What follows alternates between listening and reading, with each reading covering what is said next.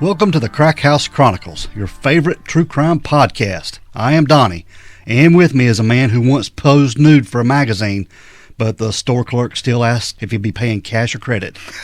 It's Dale. Yeah. Be charging double.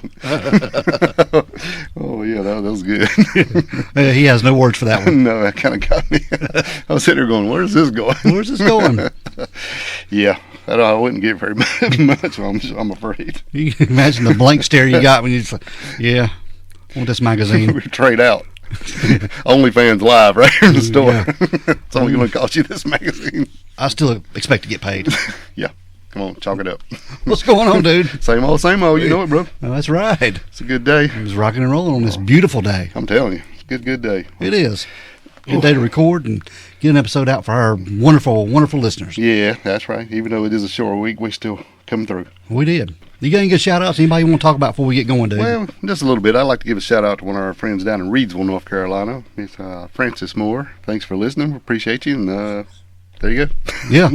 You ask, you got. She's a faithful listener and been binging our episodes. Yep. Wanted to, just ask for something, and there you go. Yeah, Thank you so much. I think she had commented on something or on our Facebook or one of our social medias, said, can I get a shout-out? Yeah, she had commented before on the Burdella episode talking about how bad it was, and it was like bad, not our quality bad, but bad for what he did. Yeah. So, and I'd commented back, well, hope it was the bad for what he did, not what we did. And she's like, of course, So then later she asked for a shout-out, so we shall hook you up. We appreciate everybody that comments and listens. After all that rambling, I hope that makes sense. Mm-hmm. But if anybody wants to go to the store page and get you a T-shirt, get you some kind of something to wear, support the Crack House. Got a brand new design up. We do. Yeah. It's like a Goonies font with a skull. Yeah. It's pretty cool. Yeah, we don't rip off many people. No. Just everybody. That's right. Just kidding. And if you want to drop some money in the gas tank, go to the website, click on the donate button. You can do that too, and we will appreciate it a whole bunch. Yeah, if you want to rate and review, or if you want to just share, if you just want to go out in the street and scream your lungs out to your favorite podcast. Yeah. Yeah, whatever. But and also we want to thank Becky Long again last week for her. Oh man, that was her awesome. episode. Yeah. That was really good. Appreciate you guys checking that out, and got a lot of good feedback off of that, and wishing her well and getting her story out there. And her endeavors. Yes. Definitely. Very much. All right, dude, we're going to get into this episode because this is a pretty interesting case. And guess what? What? We are back in North Carolina for this episode. North Kakalaki? Yeah. Back home again. Yeah, we're out of Oklahoma and back to our home state to do this episode. And it's an unsolved murder that we're talking about. Yes, yes. And we're down in Brunswick County again. This is on the East Coast. Is that where they make that soup? No, it's not. Stew? No. Oh. But, the last time we were down there, we covered Davina Buff Jones. Yep. That was murdered on Bald Head Island, the police officer there. Yeah, that was a pretty wild case as well. Yeah. But we're down in Brunswick County talking about a young lady that was murdered in 1987. Yes. And her name was Beverly Jaye Potter Mintz. Now, she went by Jay. Right. That was her middle name, Jaye. Yes. So, but we're going to explain a lot of things about all that. Well, we're going to try. Get into that. But we're going to tell us a little bit about Leland. All right, a little bit about Leland, North Carolina. This is where she was from. Right. And it is a town that is west of Wilmington. It's about 5 miles west of Wilmington. And the town was incorporated on September the 5th of 1989. Now, the town was named after Leland Adams. He was the nephew of the town's first postmaster, which is pretty dang interesting. Now, back in 1990, the town's population was 1,800. Yeah. It's a small place. Yeah. But in the year 2000, the population was 23,504. Ooh. Big jump. Yeah, packing them in, huh? Yeah, and they said this little area was the fastest growing town and one of the fastest growing towns in North Carolina. Right. It's in a good place. Yeah. Not far from Myrtle Beach, not far from Carolina Beach. No. Got a lot of beaches there to go to, and whole lot of beaches. Big river there, the Brunswick River. People can play on and have a good time and have some stew. That's right, Brunswick stew. Yeah. I'm sure they got Brunswick stew down there. But like we said, we're talking about Beverly Jaye Potter Mintz today. Right. And she went by Jay. She was born to parents William Joseph Potter and Lorene Blake Potter. They're in Brunswick County, North Carolina. And Jay was born on November the 5th of 1963. Now, Dale, there was not a lot of information on her background, her childhood. Yeah, and I couldn't stuff. find a whole lot either. No, but she attended North Brunswick High School, and she was a pretty outgoing girl. All of her family said that she was just super nice, friendly to everybody, and very shy. Right, until you got to know her. Yeah. And then she wouldn't shut up. Yeah, which that's pretty cool. It is thing good. to have. Good I quality, guess. and she was a very pretty girl. Very beautiful girl. Yes. We're gonna post pictures of her and her family and everything, but this is a sad case we're talking about. Right. And I was just drawn into this story, and then we wanted to tell everybody about it. Mm-hmm. But Jay, she was 19 years old and 3 months pregnant, and she married her high school sweetheart. His name was Billy Mintz. Yes. And shortly after their first child was born, they named him BJ. They was having a little bit of marriage trouble. Yeah, well, that happens when young and, Yeah. that kind of stuff. But they split up for a while, and her husband, He joined the military, right? he did. His name was Billy, and he joined the Army. Right. And he was going to be stationed over in Germany, deployed over to Germany. And Jay and Billy, they reconciled. Yeah. And when he went to Germany, Jay went with him. And they were living over in Germany, and they had a second child. Yep. His name was Andrew. And after a while, their marriage, It kind of fizzled out. it fizzled out.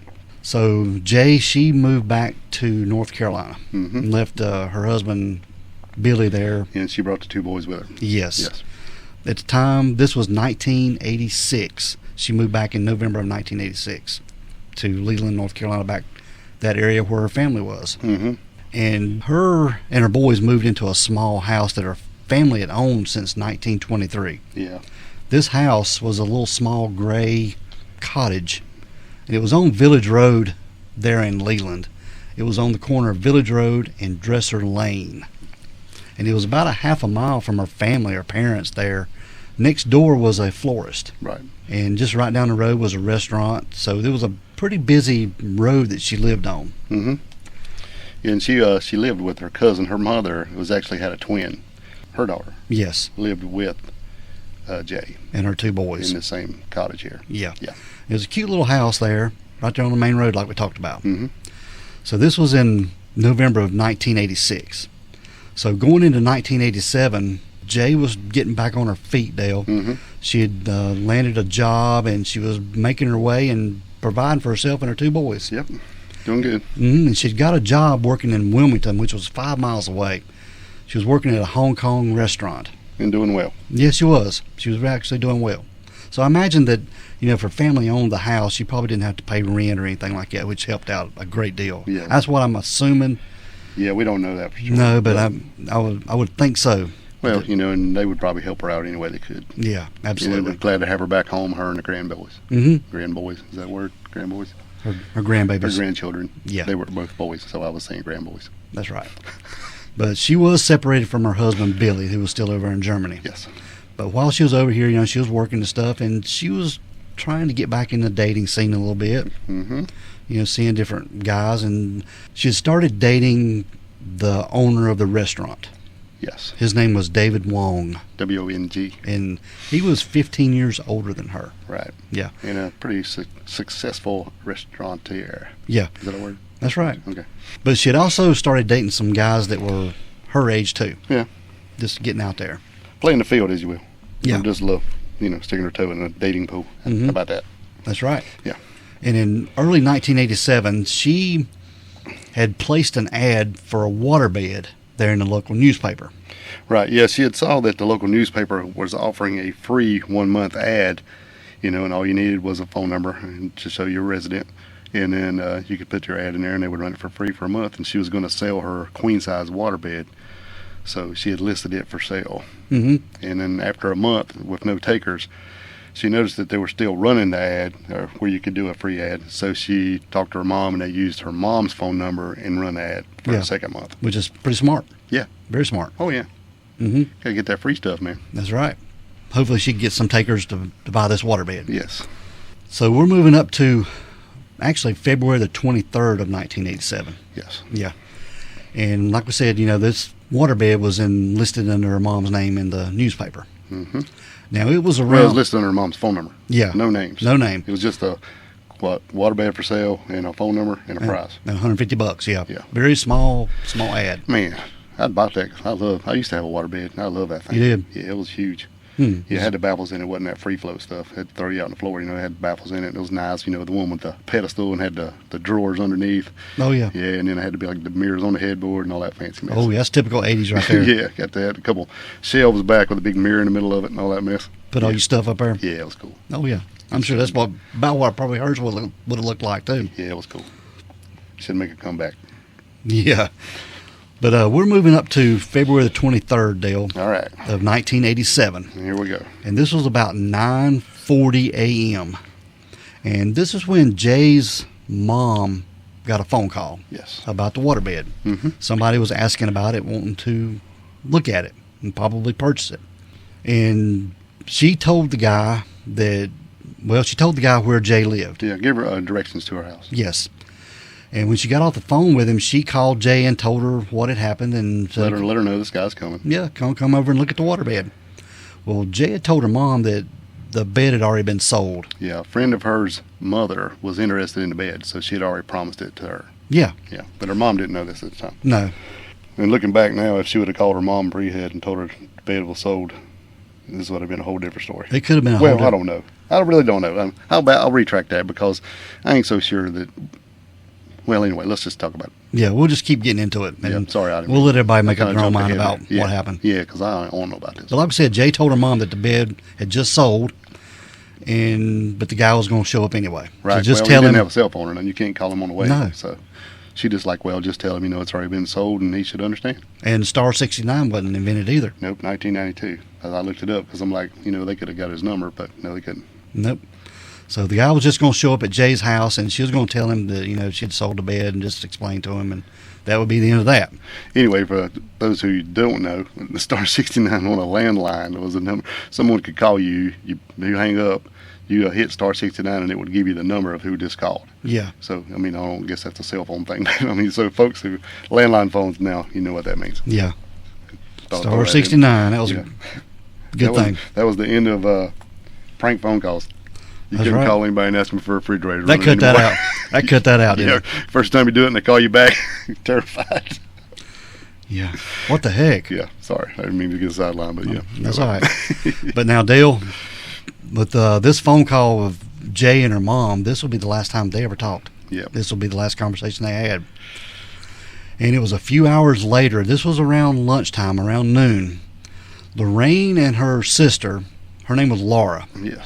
They had stopped by the house because they had Jay's older son with them. His name was BJ. Yeah, they had went out that morning to actually buy a birthday cake for the youngest son. His birthday was the next day. It would be 2 the next day. So they had went out and bought him a cake, and then they had the older son with them while they were out shopping. That's right. And then they were planning to go back over by Jay's and finish up the plans for the birthday party for the next day. That's right. But they got to the house and they knocked on the door, but Jay didn't come to the door. Right. And the door was unlocked. Yeah. Which is very odd, they said. Yeah, she always kept her doors locked. Yeah. So, and when I'm sure that's got 2 different purposes. One, for keep people coming in, and also you ain't worried about the kids going out, because for, not the 1-year-old, but the other one possibly. So it's probably just a habit, I assume. I would assume so, yeah. But they went in the house and they could hear the youngest son, Andrew, crying. Yes. From the back bedroom. And Lorraine, Jay's mom, made her way to the back bedroom, and this is where she discovered Jay's body. They'd been bound on the waterbed. Yeah, face down, hands bound behind her back. And she'd been stabbed. Yeah, she had a pillowcase over her head. Yeah, and she removed the pillowcase and noticed that her throat had been cut. Yeah, almost to the point of decapitation. Yeah. Severely, and stabbed at least 8 times. I mean, can you imagine coming in there and seeing your child like that? No. I can't even imagine. I don't want to. No. Mm-mm. So Lorraine, Jay's mom, grabbed up Andrew, the small kid there, the 2-year-old that was going to be 2 the next day. Right. And they ran out. They ran to the floors next door. Yeah. Yeah. Wanting them to call emergency help, 911, get them some help over there. Yeah, that'd be devastating. Yeah. And it wasn't too long, the sheriff's office and all the local authorities got there. Yeah, and it was rough on them. They wasn't used to seeing this kind of stuff. But it was rough. But Lorraine had commented to the local news station there that is on the way out, as she was trying to get out the door to get to the florist next door, that Andrew had commented that mean man hurt mommy cry. Yeah. So when they was asking him, they couldn't get a lot from him. I mean, he's only 2. But they said that they did get that he was a white guy, and then the baby was making stabbing motions with his hand. Yeah. That this is what he was doing, and that's when he said, mean man hurt mommy. God mommy almighty, cry. dude. And I'm thinking, man, this poor woman right now, all she can think of is she gave directions to this guy to come over to her daughter's house. Yeah. I mean, how devastating would that be on you? I mean, whew, rough. Yeah, we're going to get into that a little bit, though. Yeah, I mean, I'm just saying, that's just first That thing. would be the first thing into her mind. Yeah. I told him where she lived. Yeah. Now, it's possible it wasn't even the same guy, but, I mean, that's what you're going to be thinking. But they were able to get out of Andrew, like I said, the 2-year-old, that there was a knock at the door. Yes. And Jay went to the door to see who it was. Yeah, now we've seen in research where they went to the door, didn't see nobody, went to the door and looked out the peephole, didn't see anybody. But I don't know about all that because, as you said, when you pulled it up the thing and you found pictures of the house, there's lots of windows on the door. So Yeah, it wouldn't have had a There's peephole. no peephole. And there wouldn't have been a peephole. And if it was the guy who was coming to buy the bed, why would he hide from view? She's expecting him. Exactly. So, whether that's true or not, that's just what we found in research. But that's what I go through my mind right off the bat. If he was going there on a ruse, even if it was going to do whatever to her, I mean, why would you hide? She's expecting you. Exactly. Okay, go ahead. But this is coming from a 2-year-old. So we don't know if he hid or crouched down or that's what. true. So so a lot of that might be just somebody adding stuff into whatever they were reporting. I don't know, because that makes sense. Yeah. Because We really don't know what we happened. don't know. But Who if you in the look- hell told you that you looked through the peephole, right? We're going to post pictures of this house, and the front door had windows in it. Yeah, I mean, was like a 9-pane. 9-pane window door. Yeah. Or half the door was windows almost. If they would have hid, they would have had to crouch down, way down. Or went way over to the side of the house. Yeah. But it's a very small front porch. They couldn't have hid. Right. I mean, I don't know. That whole bit doesn't make any sense to me at all. So maybe it's just to add on for a better story. I think so. I got you. But anyway, left behind at the crime scene, Dale, was a newspaper clipping. And it was the ad that Jay had placed for the waterbed. Right, circled in red. Yes. Now, this kind of bugs me. I'm not too sure that somebody left that. What if it was just her copy of it, where she got it and saw it in the paper and circled it and laid it on the counter? Yeah. Or Now, investigators are thinking that they may have left this at the crime scene. that's what they were thinking. But to me, that doesn't make a lot of sense to me. Yeah, they believed the clipping was left by the killer. It was a calling card or a toning thing or something. Yeah. Or by mistake. They don't really know. I mean, it could have been It was there, is all we know. her cousin Angela had clipped it out to show her, here's your ad, I Right. circled it and show you that it was in the paper. Yeah, It could have been anything like that. right. So we don't know. But anyway, that's the way investigators are looking at it for now anyway. But the evidence hadn't led them to anyone, Dale. Right. Jill, this is Jay's older sister, she had told Dateline that their mother Lorraine had also planned to stop by Jay's house earlier than she did that day. So I guess, them out shopping and getting cake and party stuff, you don't... You don't really know how long that's going to take. No, you don't know. I mean, basically what we know is she called her about 9:40 that morning and said she'd be over later. Yes. There was no planned time to be there, so you know how it is. So sometime between that time and noon, Jay was murdered. Yeah, and sexually assaulted. Yeah. We left that out. But like we said, they were planning for this big birthday party. Jill, her sister, was on her way home from Colorado to North Carolina for Andrew's party Right. when she found out her sister had been killed. So what we know actually, as far as factual from everything, is that her mother called her at 9:40, let her know somebody was coming to look at that bed. Her mother arrived at 12 o'clock, give or take. Yeah. And she had been sexually assaulted. She was bound up, stabbed, and her throat cut, Stabbed 8 times. and pillowcase on her head, and left. And the guy and whoever was there left. That's really all we know as far as factual. Now, just talk a little bit about this area. Like we said, this was on a busy street. Right. And across the road, there was a house that was being roofed. There were roofers out there Right. working. Yeah, and a lot of things make a big deal out of that. That they didn't see anybody drive up in the driveway, or they didn't see anybody in the yard, or they didn't see anybody. But if you ever done much construction work, if you're up there roofing a house, all you think about is getting that done, so you can get out of there. Mm-hmm. And I don't think they would have really paid a lot of attention to anything going around them anyway, really. Yeah. I mean, unless you heard, screaming or something. Yeah. But yeah, like I said, that was going on, and then the forest right next door, and then there was another road right beside the house on the corner that kind of run to a dead end, right? Yeah, this was Dresser Lane. And there were some houses down that road? There were houses dotted down that little road. Right. This house was in plain view. Yes. There were some things that led up to this that they were looking at, Dale. Like I said, Jay's estranged husband was looked into, but he had an alibi. Yeah, he's in Germany. Yeah. So he couldn't have done it. He couldn't have done it. And they did look into the guy that she was seeing from the restaurant owner, David Wong. Right. And he had an alibi. It had been reported that there was a plumber at his house doing some work. Yeah, he was home, and the guy was over there doing some work, so... He confirmed that he was at home. Right. So that stuck. Yeah. I mean, it ain't like it's a lot of big time. We've got 2 hours here. Mm-mm. That's right. It was very narrow time. Yeah. It was in and out. I mean, and a lot of violence went on in that in and out. It was... If you look at the crime scene, I would say, seems emotionally charged to me. There's a lot of, I don't know, it's just, and then with the pillowcase, it's They said the crime scene was very disrupted. I mean, it was some stuff going on. Serious. Yeah. Now, it was also reported by Angela, this was her cousin that was living with her, that there was a man who would write, "I love you, Jay," in the gravel to their house, in the driveway, which was very odd. Yeah. It ain't creepy at all. Mm-mm. And she had also said that when they placed the first ad, they started getting a lot of hang-up phone calls. Mm-hmm. Somebody calling and hang up, and they're coming on or saying stuff and then hang up. So there's a lot of weird stuff going on here in this time. Yep. And the phone calls would come right when Jay would get home. Yeah. She'd come in the door and the phone would start ringing. It's like somebody was watching the house, or somebody knew what time she got off work or something. It was pretty weird. Very weird. Now, Dale, there was a man, they said, who would leave a single rose for her at the restaurant where she worked. Yeah, I think she had a lot of admirers there. I mean, she was a very beautiful girl. Oh, she was gorgeous. So I'm sure, and she's probably really nice to people at the restaurant, and some take it the wrong way and some don't, and you're going to have your admirers, I'd say.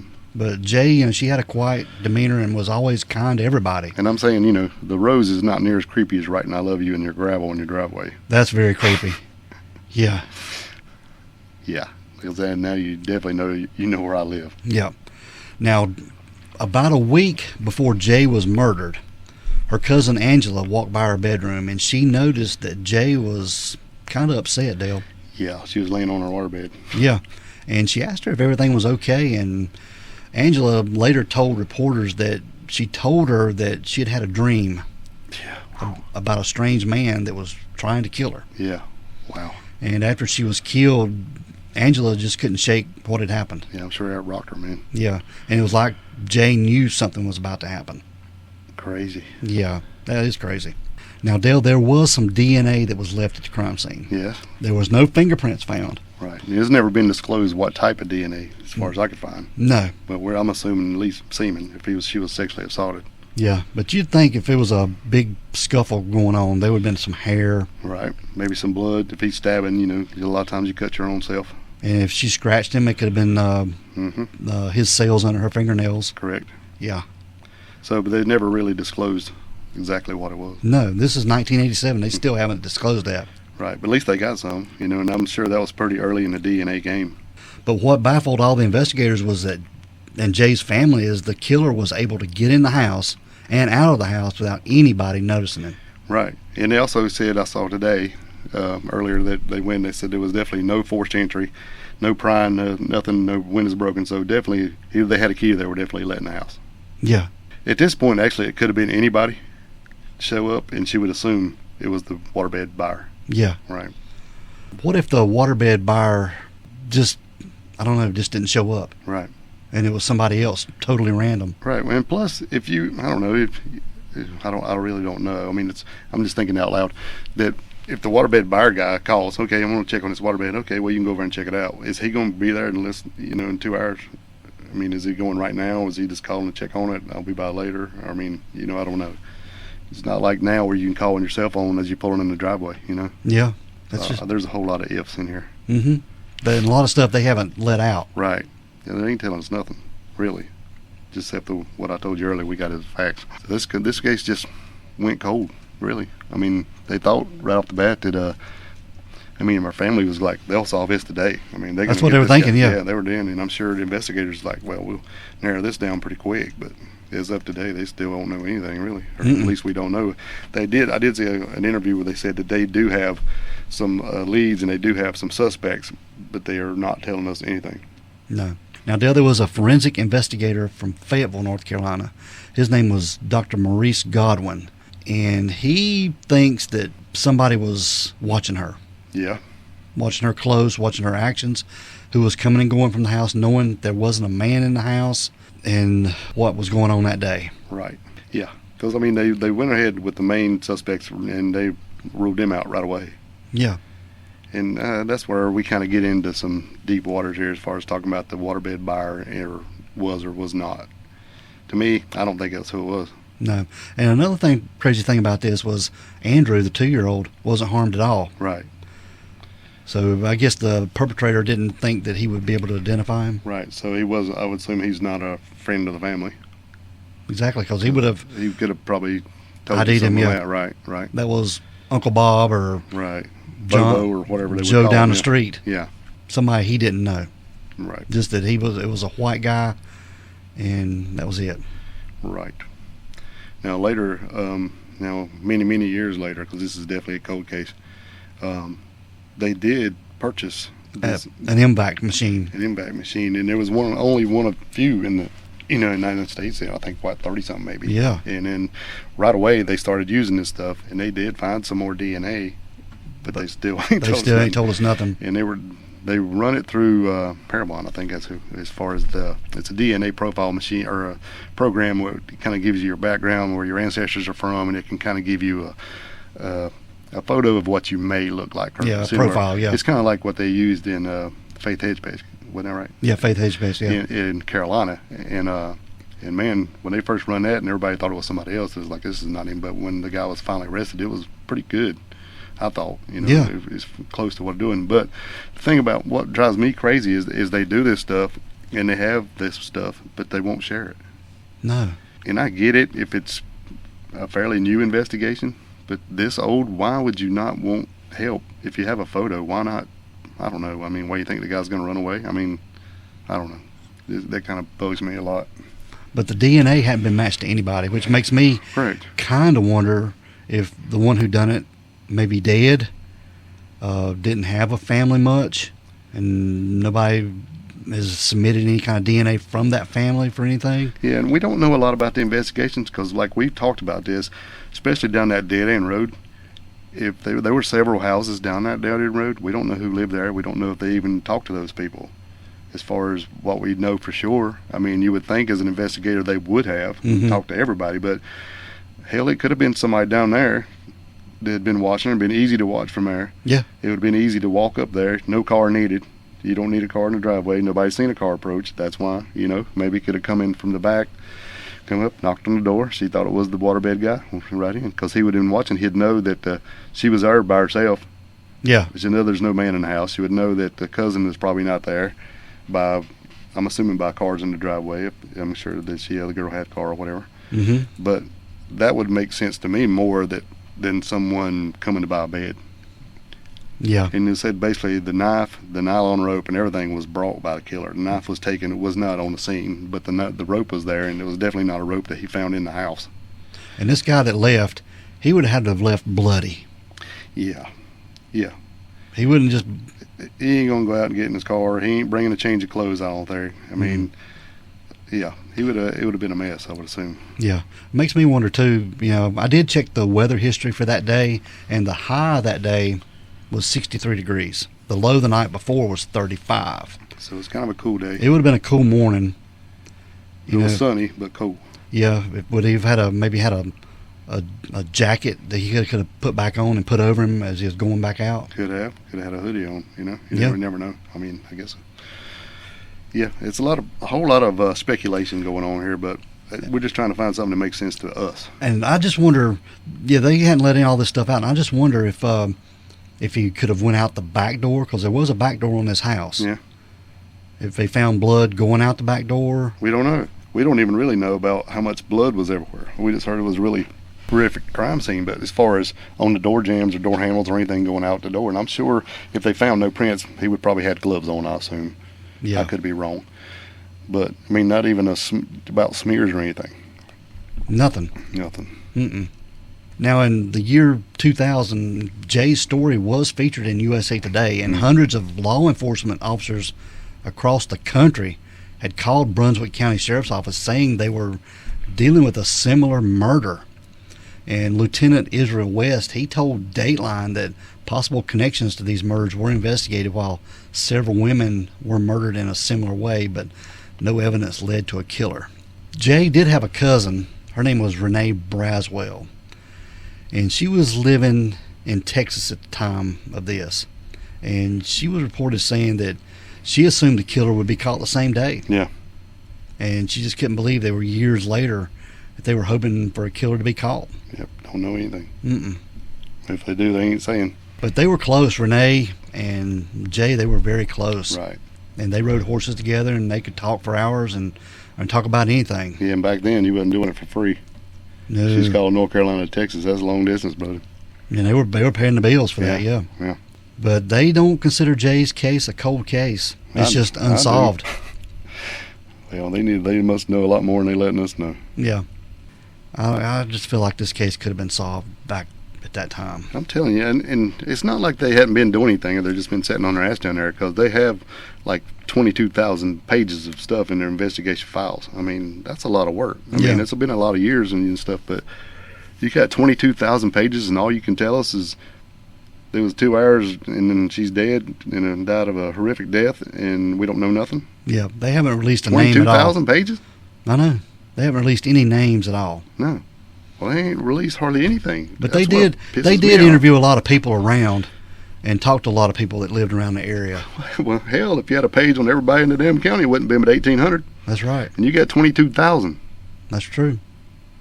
So, I don't know, this kind of pisses me off a little bit that they don't, I don't know, I might be stepping way out of my bounds, but I think after so many years, you should be like, go, look, this is what we got. Dump it out and let everybody see it. Yeah. I mean, I don't know. I mean, I ain't saying it while it's an active investigation the first 10 years. But after 30, come on, man, let us know what you got. Maybe somebody can figure this out. Yeah, we need to know. Right. So Brunswick County Sheriff's Office, tell us some stuff. Tell us some stuff. Yeah, we want to know.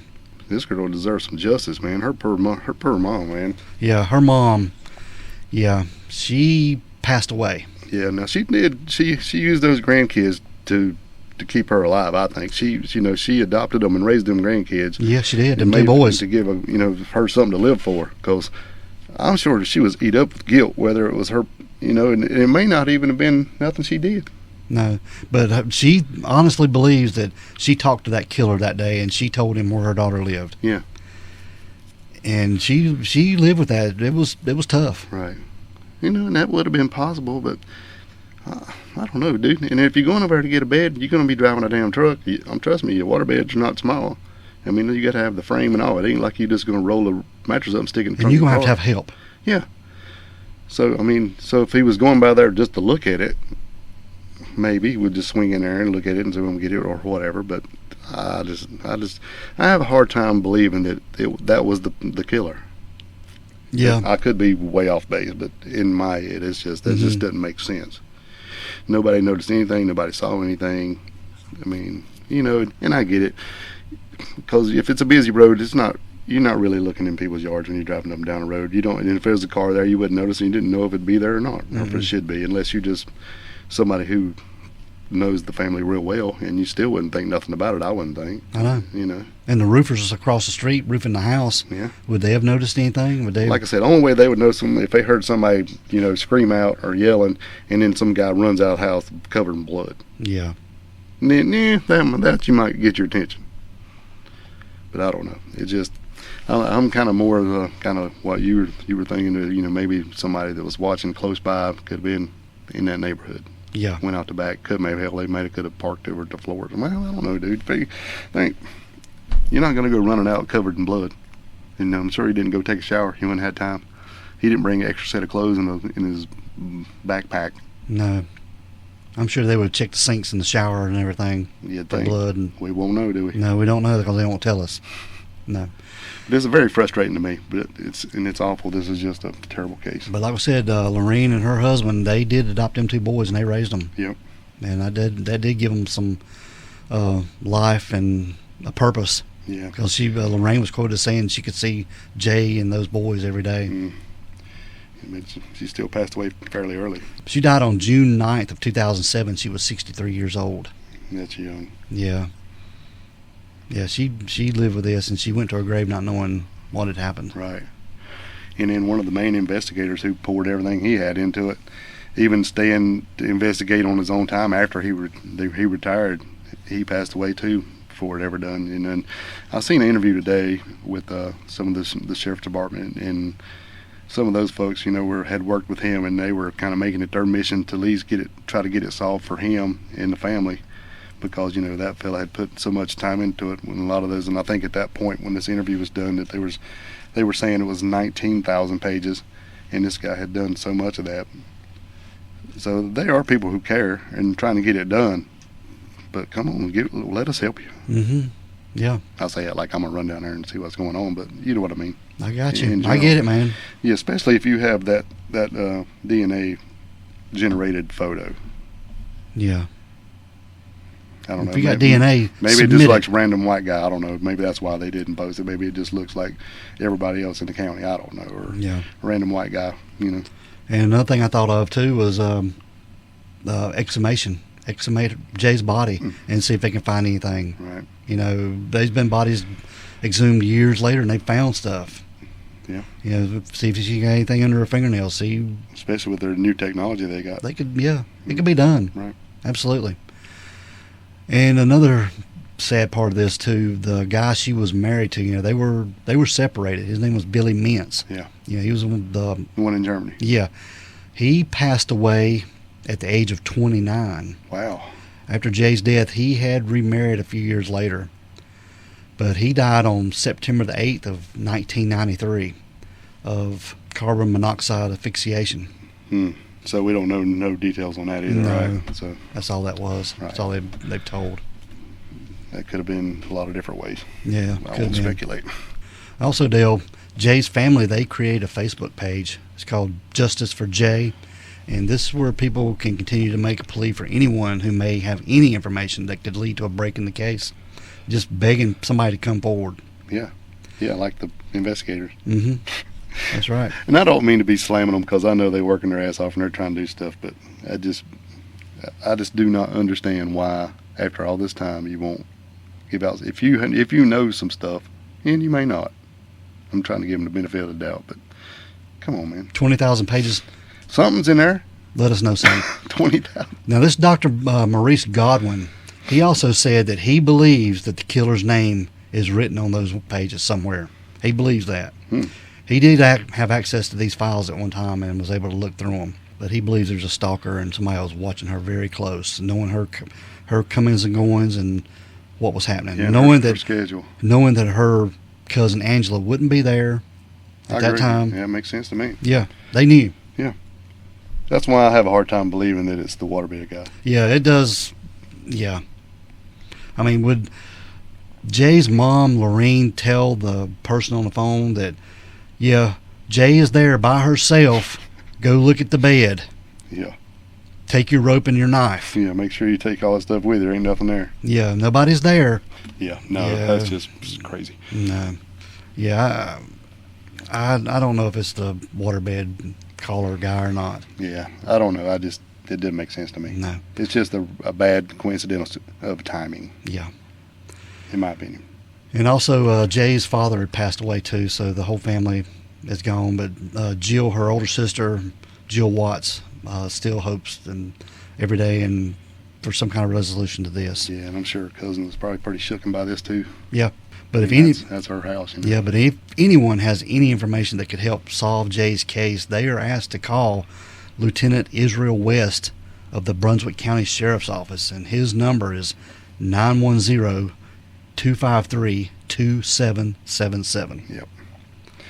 Yeah, and it's pretty cool that you went back in time, per se, to find photos Because the house is gone now. Yeah, the house is gone. Yeah, I'm glad you brought that up. The house was moved sometime after 2002. Yeah. Off the lot. Some had been reported it was demolished, but they just took it off the foundation and moved it. They moved it to Southport, which is about 25 miles south of Leland. It's a port town there, Southport. But you went back and found some old photos where you could see the house and the florist beside of it, and you definitely could see the road that goes down, went down beside of it and everything. It's all different now. I think it's apartments or something now, isn't it? Yeah, the house is gone, but that lot, there's an apartment complex on it now. Right. But you can still see the original driveway, right? Yeah, you can. Where the curb comes off. From the current satellite photos, you can see the curb. So you can tell where it was, but you just can't tell what was there. Yeah. Right. But yeah, that's how we was looking at that road that goes down beside of it. So that's pretty, I don't know, I think that's pretty telling that those houses that close behind it, that anybody, you could access that house without being seen. Yeah, you could, I think. Yeah. Yeah. But that is the unsolved murder of Jaye Potter Mintz. Sad day. It is. She was a beautiful, beautiful girl, man. Yeah. We're going to post pictures of her. I could see why somebody would be infatuated with her. Oh, yeah. Yeah. Yeah, I would be more looking at the gravel writing guy than the bed buyer. Yeah. Because that's just weird. You just show up somebody's house and write in their driveway. Yeah, that's creepy. AF. Yeah. Yeah, capital. Yeah. All right, bud, we're going to get out of here. Okay, let's roll. We want everyone to be safe. Please be careful and don't do stupid stuff. Because the next episode could be about you. This is the Crack House Chronicles.